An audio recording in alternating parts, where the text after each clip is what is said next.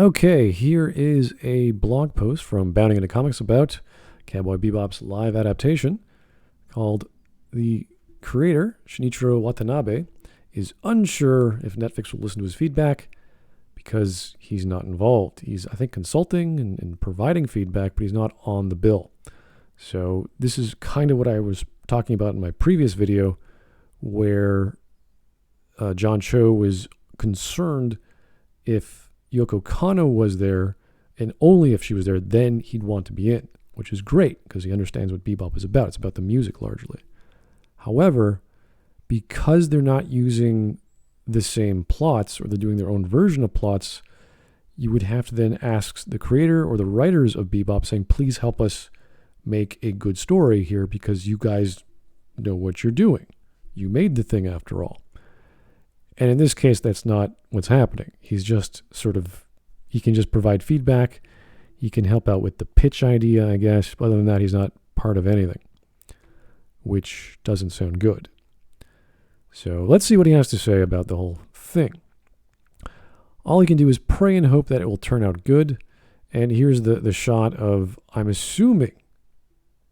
hoping, is not Episode 5, Ballad of Fallen Angels, because that was a very memorable shot, a very memorable scene, a very memorable episode out of all of Bebop, and had that glorious green bird music and the grenade blowing up as Spike falls from the stained glass window, and all slow motion, all flashbacks, lots of meaning to be had in all those scenes and what was going on in the subtext, which is what Bebop is also a lot of subtext. Anyway, so he's working on other things,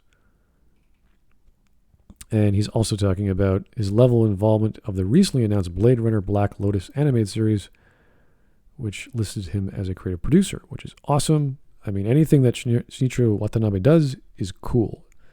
A lot of people have Samurai Champloo, another excellent anime by standards regarding music and action, storytelling, of course. So he's the guy you come to for quality. And, well, I don't know what to say about this one, but I'll have to watch a trailer or two. The work on Carol and Tuesday was too hectic, and I am only loosely involved in New Blade Runner. So he's not even, that involved. So that's another, okay. I provided my opinions on the early concept, but that's about it. The directors are this person and that person, so I left my expectations with them. So that could be a good thing. He might have trust in those people, but that's a different project. The same with the live-action Cowboy Bebop. That's right. So he's not involved in any of these two things directly. It's all through others, and it's all through consultation. I read the initial concept and provided my opinions, but I'm not sure if they will be reflected in the final product. And there's the problem. Either this guy is the next George Lucas and we listen to him every step of the way, or he's just a guy to say, hey, no, don't do that. Do this instead. So that's kind of an issue. So as the original creator, how would you feel if what you saw in the original scenario pitch and what was broadcasted differed? So this was a question. Watanabe replied, that would leave a sour taste in my mouth. However, when transitioning a manga to an anime, if the original author speaks out on various points, it makes the work for the anime staff, and it won't necessarily make it a good product, which is fair. We're talking about a producer or publisher or writer or artist for a comic or a manga. That's a different work pipeline and much smaller scale than a live-action production. So these are things that are just an issue of scope. And just because you're really good at making one version of that thing in one format doesn't mean you're going to be as good at doing the same thing in another format. But that's why you would contact Shinichirō and say, hey, dude, you're the man. Help us out. They didn't do that. So that's why I have no choice but to pray and hope that it will turn out good.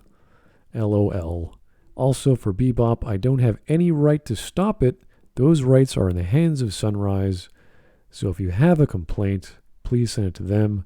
And I think also with Sunrise, they wanted Bebop, before it was originally created, to be a seller of toys. They wanted Shinichirō Watanabe to make this be a toy producer, a toy seller, so that it would be popular. And there were some toys, but that was never the thing. And then it became amazing because it was the opposite of that thing. It was telling a very interesting story, or at least attempting to, while keeping you entertained with lots and lots of random episodes that were unrelated to that. Watanabe was listed as a consultant of the series, where prior to the release of said materials, John Cho admitted that the production team did not communicate with Watanabe at all. Great. Always nice to hear. Well, again, one semi-good story today, and now one very bad story from Bounding into Comics about Cowboy Bebop, Netflix live action. Wonderful stuff. Thanks for listening, guys. Have yourself a great day.